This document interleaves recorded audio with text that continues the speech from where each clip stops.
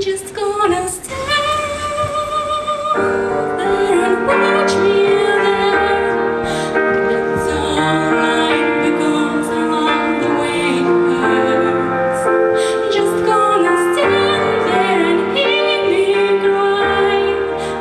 It's alright because along the way you are, along the way you are.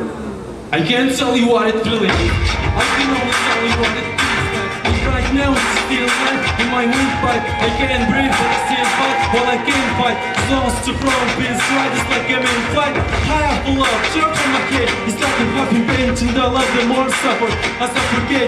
And right before I'm about to drown, she hesitates me. She fucking hates me. And I love it. Wait, where are you going? I'm leaving you. No, I ain't come back. Running right back. Here we go again.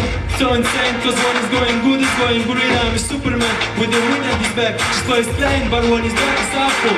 I feel so ashamed, I snapped cause I took. I know up enough his name, I land head on her. I never stop solo again, I guess I don't know my own stage.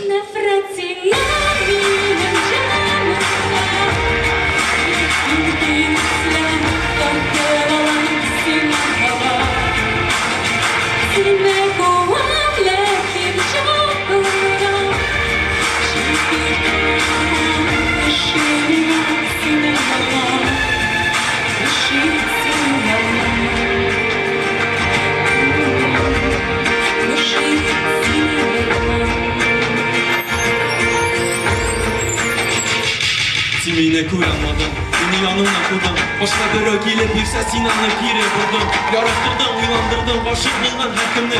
Eytelim mine sıkar, yaratasın izin kimle emin bilsem yanına. Gözünde senin nefret, lakin beni kışaklısın bu nefretli mehabbet. Eterestin jibermişsin hem biz birge uylarda. Şişisi yok izimden, bunları biz kanatlanar hem şu kanatlarda.